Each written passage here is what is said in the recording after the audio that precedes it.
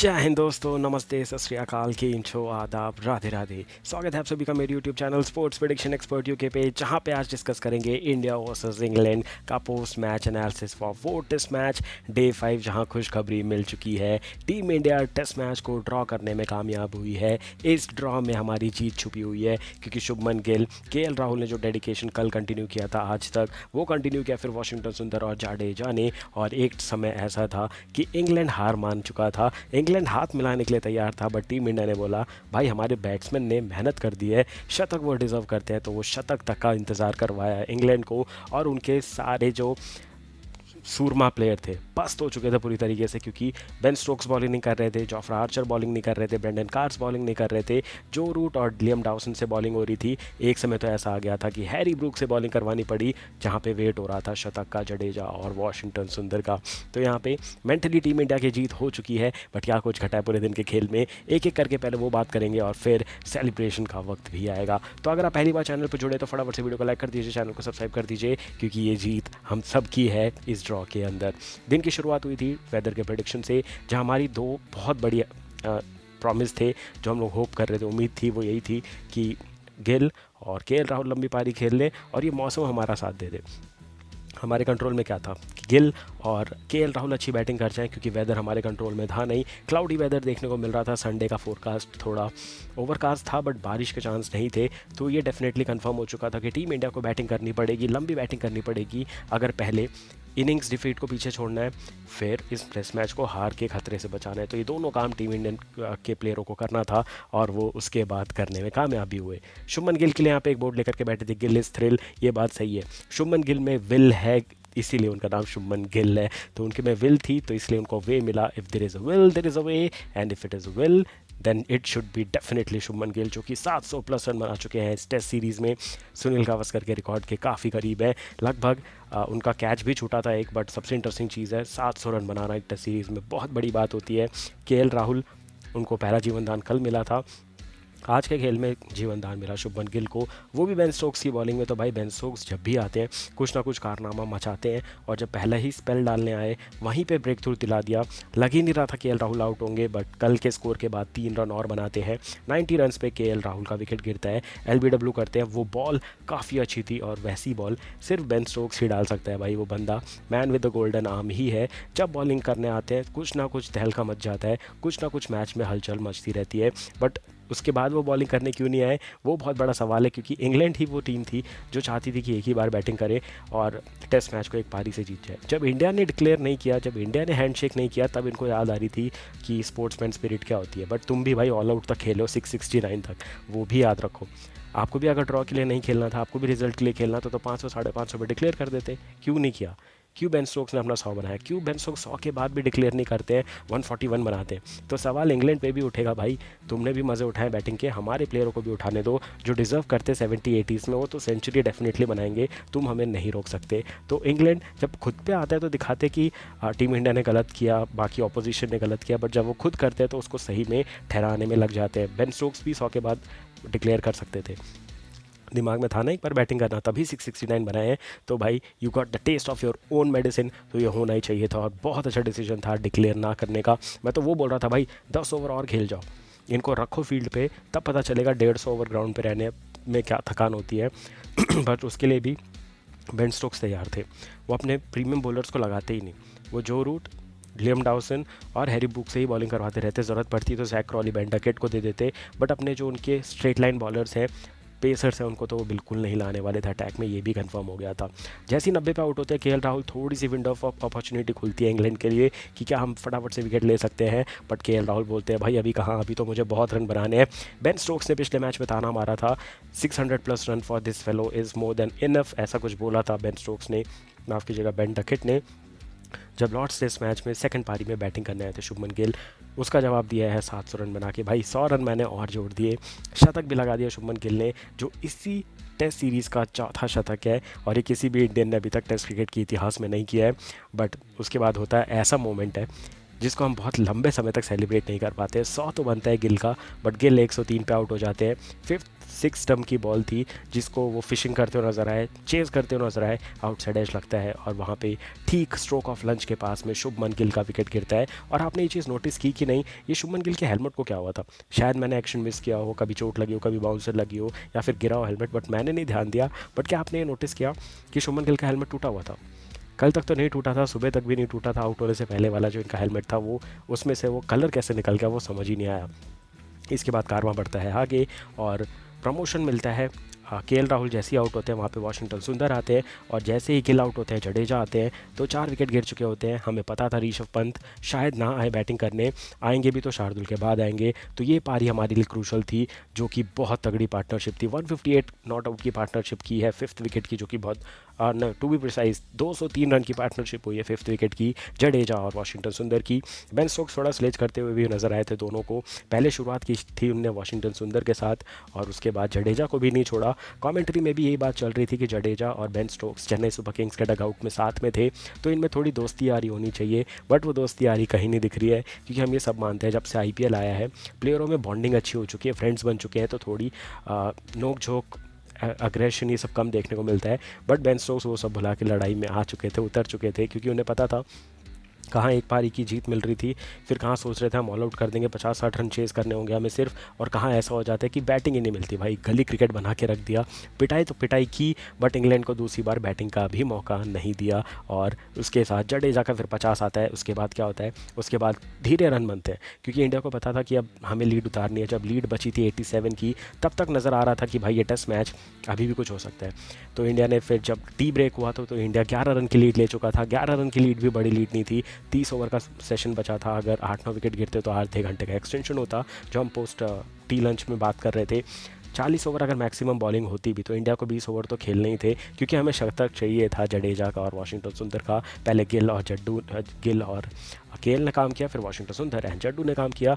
Washington सुंदर का शतक, जडेजा का शतक, और इस शतक में बेन डकट भी हिल गए, क्योंकि उनको एक बॉल बहुत कस के मारी थी वाशिंगटन सुंदर ने उनके हाथ पे, और वो तो हैंडशेक के लिए आ गए थे। जडेजा ने बोला भाई मेरा डिसीजन नहीं है, मेरा कैप्टन डिसीजन लेगा कि मैच रोकना है कि नहीं। बेन स्टोक्स भी बहुत फोर्स कर रहे थे, माइंड वॉश करने का प्लान कर रहे थे कि भाई कुछ भी करके इनकी सेंचुरी से पहले हाथ हैंडशेक करवा लो, मैच रोक दो। बट भाई हम बेवकूफ़ है क्या भाई, हमारे प्लेयरों का शतक भी डिजर्व करते हैं तो उनको देना पड़ेगा, क्योंकि ये कॉन्फिडेंस नेक्स्ट टेस्ट मैच में लेके जाएंगे सारे प्लेयर, जो कि बहुत इंपॉर्टेंट है। और वहीं झुके हुए कंधे के साथ इंग्लैंड आगे बढ़ेगी, क्योंकि जीता हुआ टेस्ट मैच ड्रॉ हुआ है। इंडिया के लिए तो हारा हुआ टेस्ट मैच ड्रॉ हुआ है, तो हमारे लिए तो पॉजिटिव है, बट इंग्लैंड के लिए जस्ट ऑपोजिट हुआ है। जहाँ वो जीता हुआ मैच हार के जा रहे हैं, तो उनको ये ड्रॉ चुभेगा हमसे काफ़ी ज़्यादा। और टीम इंडिया तो सेलिब्रेट करेगी इसको, और जडेजा ने भी सेलिब्रेट किया कुछ अलग टाइप के सेलिब्रेशन के साथ। इस बार स्वॉर्ड सेलिब्रेशन नहीं दिखा, इस बार सिंपल सेलिब्रेशन था। याद कीजिए लॉर्ड्स का टेस्ट 22 रन से जब हम हारे थे, तो वहाँ जडेजा का सेलिब्रेशन नहीं आया था। क्यों नहीं आया था? क्योंकि उन्हें पता था काम अभी बाकी है। बट यहाँ वो डिज़र्व करते थे, यहाँ सेलिब्रेशन बनता था, ये सेलिब्रेशन किया उनने। 2-1 की स्कोर लाइन से हम आगे जाने वाले हैं आखिरी टेस्ट मैच के लिए कैनिंगस्टन ओवल लंदन में। तो वहाँ पे सीम और स्विंग होने वाला है, बहुत कुछ बदलने वाला है। प्लेइंग 11 पे भी डिस्कस करेंगे, बट सबसे इंटरेस्टिंग चीज़ है टीम इंडिया यहाँ पे बहुत पॉजिटिव इंटेंट के साथ अब आगे जाएगी। 2 दिन का लगभग आराम बुमराह को भी मिल चुका है, वो बहुत इंपॉर्टेंट चीज़ थी। पंत तो रूल्ड आउट हो चुके हैं, बट फिर भी उनको भी रिकवरी का टाइम मिल जाएगा, वरना अगर मैच फंसता तो शायद उनको भी बैटिंग करना आना पड़ सकता था। सिराज की हेल्थ कैसी वो देखना इंटरेस्टिंग होगा, क्योंकि लगातार 4 टेस्ट खेल करके आ रहे हैं। उसके बाद अगर मैं इंग्लैंड की बात करूं, बेन स्टोक्स अपने आप को बचा के रख रहे हैं, क्योंकि वो 5वां टेस्ट पक्का खेलने वाले हैं, क्योंकि वो लड़ाकू प्लेयर है भाई, वो पक्का खेलेंगे। ब्रेंडन कार्स पे सवाल उठ सकता है, उनके जगह पे जॉर्ज टंग, गैस किंगस्टन, इनमें से कोई भी आ सकता है। रीस टोपली का भी ऑप्शन है, तो उनके पास बॉलिंग में ऑप्शन है। टीम इंडिया के पास का ऑप्शन है, प्रसिद्ध कृष्णा की एक बात हो रही है कि शायद उनको एक और मौका दे दिया जाए, या फिर अर्शदीप में से कोई फिट हो जाता है तो वो प्लेइंग 11 में आ जाएंगे। थोड़ी बहुत बात कुलदीप यादव की भी चल रही है कि क्या वो प्लेइंग 11 में फिट हो सकते हैं, बट थोड़ा मुश्किल है। फिर कुछ फ़ैन आते हैं करुण नायर के, जो कि बोलना चाहते हैं कि करुण नायर को प्लेइंग 11 में ले आओ, बट दिल पे पत्थर रख के बोल रहा हूँ, करुण नायर आपको अब यहाँ से नहीं दिखेंगे। Sai Sudarshan is the emerging talent, उनको ही अब यहाँ से कंटिन्यू कराया जाएगा, क्योंकि आप खुद सोचो, साई सुदर्शन की जगह पे आप हो, पहला टेस्ट मैच आपको खिलाया जाता है, टेस्ट का डेब्यू मिलता है, टेस्ट की कैप मिलती है विदाउट एनी रीज़न। चलो पहली इनिंग में 0 पे आउट हुए, दूसरे में 30 बनाया, तो आप मान के चलते हो भाई डेब्यू हुआ है तो कम से कम 2 टेस्ट तो मिलेंगे। बट फिर भी आपको सेकंड थर्ड टेस्ट मैच में ड्रॉप किया जाता है, तो आप उसके हिसाब से सोचो कि साई सुदर्शन के साथ भी अच्छा नहीं हो रहा था। आप भले ही बोल दो कि करुण नायर के साथ अच्छा नहीं हुआ, 8 साल बाद क्रिकेट में आए, बट उनको मौका मिला। छः पारियाँ बहुत होती है, 6 पारी में 40 उनका हाईएस्ट स्कोर है। वहीं साई सुदर्शन का इस चौथे टेस्ट मैच की पहली पारी में हाईएस्ट स्कोर था 61। और टीम इंडिया के 358 में हाईएस्ट रन स्कोरर थे साई सुदर्शन 61 के साथ, उसके बाद थे यशस्वी जायसवाल 58 रन के साथ। तो अगर आप देखो कंपैरिजन करने जाओगे तो हमेशा से कमबैक डिफिकल्ट होता है। कमबैक करने वाला प्लेयर को कंसिस्टेंट परफॉर्मेंस करना पड़ता है, क्योंकि बहुत सारी उम्मीदें होती है उनसे और एक्सपेक्टेशन सेट की होती है कि तुम्हें ये करना ही पड़ेगा, तभी तुम कंटिन्यू हो पाओगे टीम में, वरना हम तुम्हें ड्रॉप कर देंगे। वही जो यंगस्टर आता है, जो डेब्यू करके आता है, जो फ्रेश प्लेयर आता है, उससे ज़्यादा उम्मीदें नहीं रहती, उनको फ्री हैंड दिया जाता है कि भाई तुम इतने मैचेस खेलो, इतने मैच तक हम तुमसे सपोर्ट करेंगे, उसके बाद अगर कुछ ऊपर नीचे होता है तो हम डिसाइड करेंगे। तो कुछ इस प्रकार से team management, head coach, BCCI के सेलेक्टर्स ऐसा कुछ सोचते हैं जब भी प्लेइंग 11 और स्क्वाड अनाउंस होता है। तो हो गई बात थोड़ी सी फिफ्थ टेस्ट मैच के बारे में। अब वापस से आ जाते हैं फोर्थ टेस्ट मैच में। तो सबसे इंपॉर्टेंट चीज़ थी, एक बहुत बड़ा बात चल रही थी कि क्या KL Rahul wicket keeping batsman बन सकते हैं इस टेस्ट मैच में, आने वाले फिफ्थ टेस्ट मैच में। तो इस सवाल का जवाब मैं दे दूं तो वो उसका आंसर नो ही होगा, क्योंकि टेस्ट क्रिकेट में बहुत रेयर ऐसा होता है कि कोई विकेट कीपिंग ओपनर हो। ऐसा क्यों होता है? क्योंकि अगर आपकी टीम 100 ओवर की बॉलिंग करती है, 120 ओवर की बॉलिंग करती है, सिर्फ 80 ओवर की बॉलिंग करती है, तो विकेट कीपर हमेशा बिजी रहता है, पैर थकते हैं उसके और वो तुरंत चेंज करके बैटिंग करने नहीं आ सकता। क्रिकेटिंग जगत में मुझे जो 2 प्लेयर याद है जो विकेट कीपिंग बैट्समैन थे, वो क्विंटन डिकॉक और कुमार संगकारा। ये भी मेरे को रिसेंटली याद आ रहे हैं, अभी मैं वीडियो रिकॉर्ड कर रहा हूँ तब। होंगे बहुत प्लेयर, बट मुझे अचानक से जो याद है वो यही दोनों थे।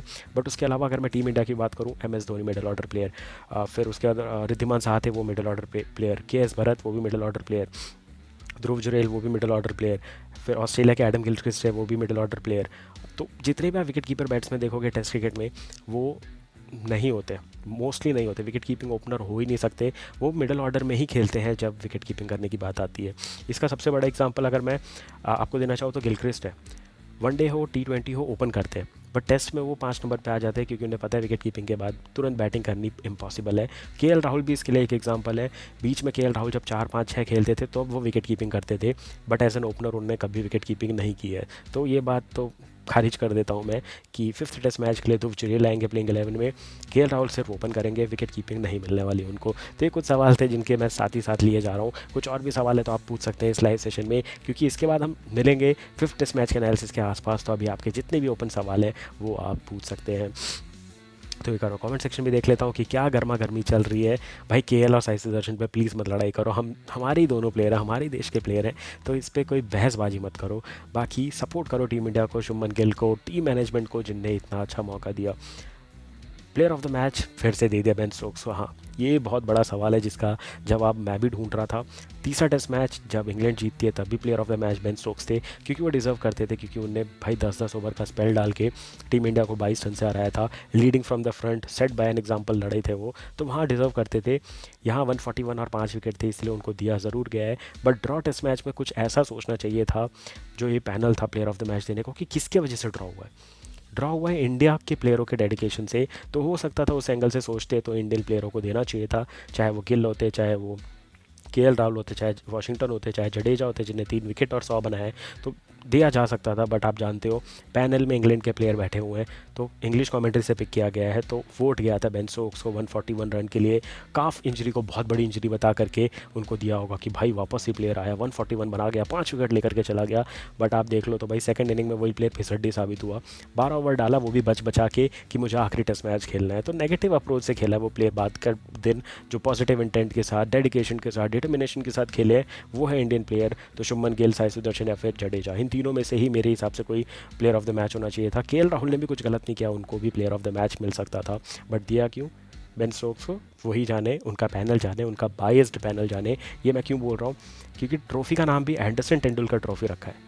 भाई किस हिसाब से एंडरसन का नाम सामने आ रहा है? तेंदुलकर एंडरसन ट्रॉफी होना चाहिए था इस सीरीज़ का नाम, ना कि एंडरसन तेंदुलकर ट्रॉफी। तो ये भी इंग्लैंड का दिमाग है। तो इंग्लैंड हमेशा अपने आप को आगे दिखाता है, और वही गलती है, वही ये भुगतता है, और ये भुगतना चाहिए इनको, क्योंकि इनने हमें दूसरे तीसरे दिन बहुत तंग किया था टेस्ट मैच में। वो कह रहा तो 669 रन बनाए थे, सबसे ज़्यादा ओवर इंडिया को ग्राउंड पे खड़ा रखा था। बुमराह को भी 100 रन के ऊपर पीट दिया था, बुमराह को सिर्फ 2 विकेट मिले थे। हमारे प्लेयर थक चुके थे, सिराज को क्रैम्प आ रहे थे, अंशुल काम्बोज की पिटाई हो रही थी 5 के रन रेट से। तब तो इनको नहीं लगा कि भाई डिक्लेयर कर देना चाहिए, हमें रिजल्ट चाहिए, WTC साइकिल को थोड़ा दिमाग में रख के खेलना चाहिए। तब तो इनका स्पिरिट ऑफ द गेम पता नहीं कहाँ पॉकेट में डाल के चले जाते हैं। बट जब टीम इंडिया डिक्लेयर नहीं करती है, ड्रॉ के लिए हैंडशेक नहीं करती है, तब ये बोलते हैं कि तुम टाइम वेस्ट कर रहे हो, हैंडशेक कर लो, मैच ख़त्म कर लो। तो ये कहाँ की बात हुई भाई। ये इंग्लैंड का ये माइंडसेट ना, ये बात मैं बार बार बोलता हूँ, जब ये ऑस्ट्रेलिया और इंग्लैंड जब ये खुद करते हैं ना तो वो इनके लिए सब सही है। बट वही कोई ऑपोजिशन कर दे, खासकर इंडिया, तो ये उसको बहुत नेगेटिव दिखाते हैं कि हमारे साथ ऐसा हुआ। But England Australia her team के साथ वैसा करती है। अगर इंडिया वो पलटवार करके दे देना तो इनको बुरा लग जाता है। तो भाई जो अगर तुम कर नहीं सकते वो दूसरे के साथ किया भी मत करो। ये सीधा सीधा एग्जाम्पल मिलता है इस और ऐसे टेस्ट मैचेस से जो टीम इंडिया ने खेला है। ड्रॉ में ही हमारी जीत पूरी तरीके से छुपी थी। और ये मैं बार बार बोलूँगा भाई, इतनी तगड़ी टीम, इतने तगड़ा परफॉर्मेंस हमें नहीं मिल सकता। क्योंकि वही बात जो मैं आपको इस टेस्ट सीरीज़ से शुरुआत से बोल रहा हूँ कि जब भी टीम में ट्रांजिशन आता है, बड़े प्लेयर रिटायर होते हैं, तो टीम मैनेजमेंट बीसीसीआई प्लान करती है कि ये तब हो जब आपकी कोई होम सीरीज़ हो, तो आपके जो नए प्लेयर हैं वो अपनी कंडीशन में खेलें और थोड़ा सेटल हो जाए टीम में। बट यहाँ पे ऐसी सिचुएशन नहीं थी। पहला ही टूर अवे टूर था। शुभमन गिल के लिए भी ऐसा ही हुआ। कैप्टन जब भी बनते सोचते हैं भाई सब कॉन्टिनेंट पिच पे, अपनी इंडियन पिच पे थोड़ी कैप्टनसी कर लो, थोड़ा एक्सपीरियंस ले लो, फिर हम अवे टूर करेंगे सेना कंट्रीज़ में। बट यहाँ वो भी मौका नहीं मिला। यहाँ जाते ही इंग्लैंड का दौरा मिला तो उन पर भी प्रेशर था। फिर भी जाके वो 700 रन बनाते हैं। एक ही टेस्ट मैच ख़राब होता है जहाँ दोनों पारियों में रन नहीं आते हैं और दे दनादन क्रिटिसिज्म चालू हो जाता है। दे दनादन रिपोर्टर छापने लगते हैं शुभमन गिल कप्तान लायक नहीं है, कप्तानी का प्रेशर नहीं ले सकते। भाई मौका तो दे दो। 24 साल का यंगेस्ट कप्तान बना है, थोड़ा समय दो, थोड़ा टाइम दो। पहली बार भी तो ऐसा हुआ है ना कि कोई कैप्टन बना है, डायरेक्ट अवे टूर कर रहा है, 2-1 से 4 टेस्ट मैच को लेके गया। वो भी सोचो, पॉजिटिव देखना शुरू करो। नेगेटिव दुनिया भरी पड़ी है, नेगेटिविटी दुनिया में भरी पड़ी है। पॉजिटिव ढूंढ के निकालो, तब आप पॉजिटिव इंसान हो। क्योंकि पॉजिटिव इंसान ही अपने आसपास पॉजिटिविटी ढूंढता है। नेगेटिव इंसान तो हर जगह नेगेटिविटी ढूंढता है, जैसा इंग्लैंड ढूंढ रही थी कि ये डिक्लेयर नहीं कर रही, ये नहीं कर रही, वो नहीं कर रही। क्योंकि कमेंट सेक्शन में भी बहुत नेगेटिविटी है, बट मैं पॉजिटिविटी खींच रहा हूँ। जहाँ पे सबसे बड़ी पॉजिटिविटी आ रही है जडेजा का सेलिब्रेशन, कि शॉर्ट सेलिब्रेशन क्यों नहीं हुआ भाई। हर बार नहीं, बट वो हमें तरसाते हैं उसके लिए। जब हम उनसे मांगते हैं तब हमें नहीं मिलता है। बट डेफिनेटली विनिंग मोमेंट था हमारे लिए, हम इसको सेलिब्रेट ज़रूर करेंगे। जडेजा ने जो कमाल की बल्लेबाजी की है, वाशिंगटन सुंदर ने भी भाई 200 प्लस बॉल खेली है, वो भी बहुत बड़ा डेडिकेशन था। 268 बॉल्स खेली हैं गिल ने भी। जब टेस्ट मैच चौथी पारी, मतलब जब टीम इंडिया तीसरी पारी खेल रहा था, 155 ओवर खेलने थे। किसी ने सोचा था टीम इंडिया से मैच निकाल जाएगा, ड्रॉ कर जाएगा। और वो भी कब, जब हमारे 2 विकेट गिर गए थे 0 पे। उसके बाद 100 पे 2 होता है, फिर 177 पे 2 होता है, 200 के बाद भी 2 विकेट होते हैं। उसके बाद थोड़ा मैच फिसलता भी है, बट फिर से वाशिंगटन सुंदर जडेजा कम बैक कर देते हैं। 4 विकेट से ज़्यादा ले ही नहीं पाती है इंग्लैंड। तो भाई सीधी सीधी टीम इंडिया की जीत है। कहाँ इंग्लैंड सोच रहा था भाई बैटिंग तो छोड़ो, हम मज़ा करेंगे, चौथे दिन पे ऑल आउट कर देंगे, एक दिन का आराम एक्स्ट्रा मिलेगा। फिर सोचते हैं 5वें दिन जल्दी एंड कर देंगे मैच, फिर आराम करेंगे। बट होता क्या है भाई, आराम का मौका नहीं, पूरे 5 दिन तक इंडिया ने ग्राउंड पर रखा है अभी तक 4 टेस्ट मैच में। उम्मीद रहेगी 5वां टेस्ट मैच भी ऐसा ही जाए। अब मैं कमेंट सेक्शन पे आ गया हूँ तो भाई 5th टेस्ट मैच की बात हो ही रही है, तो चलिए बात कर लेते हैं 5th टेस्ट मैच में टीम इंडिया क्या कर सकती है। तो जायसवाल और केएल राहुल, कोई बदलाव नहीं। चलिए मैं पेपर पेन लेकर के बैठ जाता हूँ ताकि प्लेइंग 11 बताना थोड़ा और आसान हो जाए। तो आप भी पेपर पेन ले सकते हैं, हम बनाएंगे टीम। पहले शुरुआत करते हैं टीम इंडिया से। नंबर 1 पे आएंगे जायसवाल, जैसे कि मैं जायसवाल लिख लेता हूँ। दूसरे पे आएंगे हमारे लिए नो डाउट केएल राहुल। तीसरे नंबर पे, कमेंट सेक्शन करूँ नया मत बोलो प्लीज़, साई सुदर्शन खेलेंगे, तो मैंने साई सुदर्शन का नाम लिख लिया है। 4 नंबर पे शुभमन गिल, एस गिल। 5 नंबर पे बता दूं ईशान किशन नहीं आ रहे, ईशान किशन इंग्लैंड में ही है, बट वो स्क्वाड के साथ नहीं जुड़ेंगे, तो ध्रुव जुरेल खेलते हुए नजर आएंगे 5 नंबर पे। 6, 7, 8 की अगर मैं बात करूं तो 6 पे रहेंगे अब वाशिंगटन सुंदर ही आने वाले हैं अब हर मैच में जडेजा से पहले, तो वाशी सुंदर लिख दिया मैंने। फिर उसके बाद रविंद्र जाडेजा। फिर 9, 10, 8, 9, 10, 11 अभी भी 4 प्लेयर मेरे पास बाकी है। मैं सोच रहा था कि क्या कुलदीप यादव को स्क्वाड में लाया जाता है, बट कुलदीप को लाया ना तो शार्दुल ठाकुर को ड्रॉप करना पड़ेगा और आपके पास एक पेसर कम हो जाएगा, तो वो थोड़ी तकलीफ लग रही है। तो चलो मैं कुलदीप / शार्दुल लिख देता हूँ। आप किसको चाहते हैं कमेंट पे सेक्शन में कमेंट कीजिए। यस यू आर राइट भाई, कमेंट सेक्शन की जो ऑडियंस है वो तो तगड़ी डिटेल लेकर के आती है। ये स्टैट मैं भी शेयर करना चाहता था। कैनिंगस्टन ओवल में शार्दुल ठाकुर के 4 अर्धशतक हैं, तो उनकी बैटिंग वहाँ और निखर के आती है, तो उनको भी ड्रॉप ले करने का रिस्क नहीं लेगी टीम इंडिया, तो मैंने मान लिया चलो शार्दुल ठाकुर। अब बात है 3 पेसर की। अगर सिराज फिट है तो मैं मोहम्मद सिराज का नाम पहले लिखता हूँ। बुमराह 2 दिन का आराम कंसिडर करते हुए मुझे लग रहा है वो पूरी जान लगा देंगे, तो जसप्रीत बुमराह को मैं अभी भी स्क्वाड में रख रहा हूँ। और लास्ट मेरे पास ऑप्शन है अंशुल काम्बोज, हर्षदीप और आकाशदीप, मैंने ये नाम लिख लिए हैं। और प्रसिद्ध कृष्णा, ठीक है प्रसिद्ध कृष्णा। ये 4 ऑप्शन है, 4 में से कौन पिक हो सकता है उसकी अगर मैं बात करूं। अंशुल काम्बोज, बहुत कम चांस है क्योंकि 125 से 130 की बॉलिंग है, स्विंग ज़रूर है बट पेस बहुत कम है, तो मैं इनको रिजेक्ट करता हूँ। अर्शदीप और आकाशदीप पूरा इंजरी के ऊपर है, टर्म्स एंड कंडीशंस अप्लाइड। अगर फिट है आकाशदीप तो आकाशदीप खेलेंगे, और अगर आकाशदीप फिट नहीं है और हर्षदीप फिट है तो हर्षदीप खेलना चाहिए। लेफ्ट आर्म पेस बॉलर बहुत डिलाइटफुल होगा to watch, because left arm pacer अलग ही नज़र आते हैं टेस्ट क्रिकेट में, तो यहाँ पे वो हो सकता है। प्रसिद्ध कृष्णा के लीस्ट चांस है, अगर ना अंशुल काम्बोज खेलते हैं, ना हर्षदीप खेलते हैं, ना आकाशदीप खेलते हैं, तब हमें प्रसिद्ध कृष्णा की तरफ जाते हुए टीम इंडिया नजर आएगी। बट मेरे हिसाब से ये प्लेइंग 11 होगी इंडिया की। अब बात कर लेते हैं अगर इंग्लैंड की। चलो इंग्लैंड की शुरुआत करेंगे, तो बेन का डकेट तो पक्का खेलेगा, फिर जैक क्रॉली भी खेलेगा। 3 नंबर पे उनके लिए कौन आता है भाई? ओली पोप आता है 3 नंबर पे, ओली पोप। 4 नंबर पे हैरी ब्रूक। 5 नंबर पे आ जाएगा जो रूट। 6 नंबर पे आ जाएगा फिर बेन का स्टोक्स। ये हो गए हमारे ये। इसके बाद आएंगे इनका विकेट कीपर, क्या नाम है उसका? विकेट कीपर का नाम क्या है? Jamie Smith. Yes, Jamie Smith आ जाएगा। तो 1 2 3 4 5 6 7 हो गए। अब 7 ये हो गए। अब हमारे पास बचे हैं 4 प्रॉपर बॉलर। लियम डाउसन की तो कमर तोड़ दी है भाई, लगभग 50 ओवर डाल चुका है, बट फिर भी खेलेंगे लियम डाउसन। ब्रैंडन कार्स की जगह पे मैं जॉश टंग को रख रहा हूँ, बट हो सकता है जॉश टंग की जगह पे गस एकिंस्टन आ जाए, या फिर आ जाए रीस टोपली। उसके अलावा 2 पेसर में क्रिस वोक्स पे भी मेरे को लग रहा है भाई खेलेंगे कि नहीं, क्रिस वोक्स को भी छुपा के रखा था इंग्लैंड ने।